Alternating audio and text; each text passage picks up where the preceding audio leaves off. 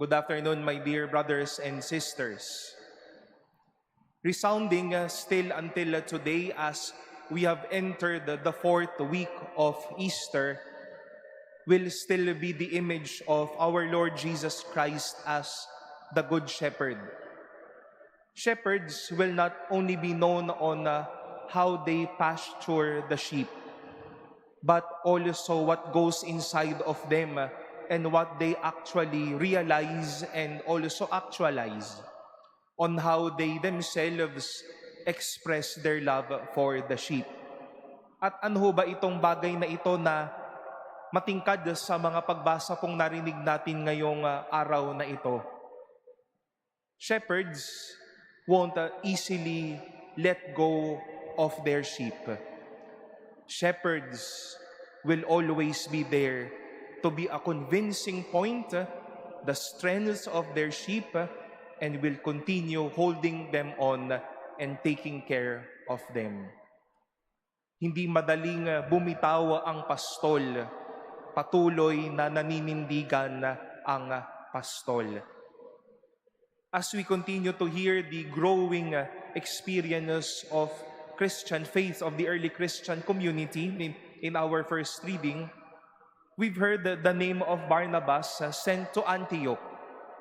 And for a whole year, as the reading taught us today, they were there for a whole year, listening to each other, gathering in one place and another, teaching a large number of people, converting their lives, healing them. Isa lang po yan sa pagpapakita kung sino nga ba ang pastol. Na ang pastol hindi basta-basta bibitaw. Ang pastol maninindigan. Ang pastol mananatili. Ang pastol magiging lakas ng kanilang bayan.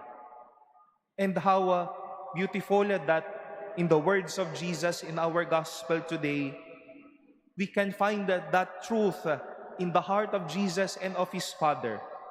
No one can take them out of my hand. My Father who has given them to me is greater than all. No one can take them out of my Father's hand. Hindi madaling bumitaw ang mga pastol.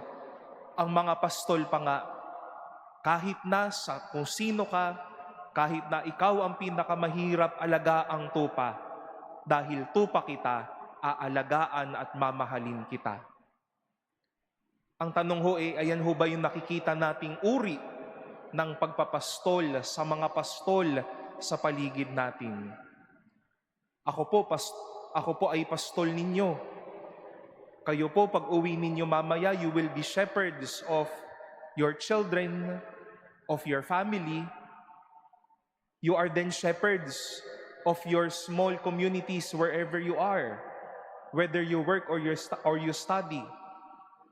Ang tanong ho ba sa pagpapastol natin, oo, nakakapagpakain tayo, pero baka ho ang pagpapastol natin ay yung tila ang daliho nating bumitaw. Yung ayaw manindigan, yung ayaw magpaniwala, yung ayaw magmahal.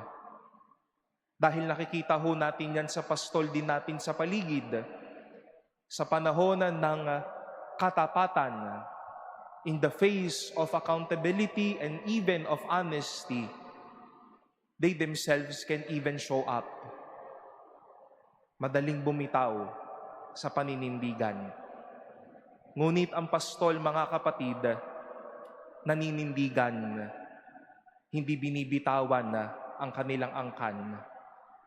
And same goes to us, my dear sisters and brothers. Sana hindi rin tayo madaling bumitaw sa mga inaalagaan nating tupa. But all the more because the Lord entrusted this sheep to us. Because these are our sheep. These are our flock. These are the people entrusted to us. May they also never run out of our hands. Panindigan ho natin at huwag nating iiwanan.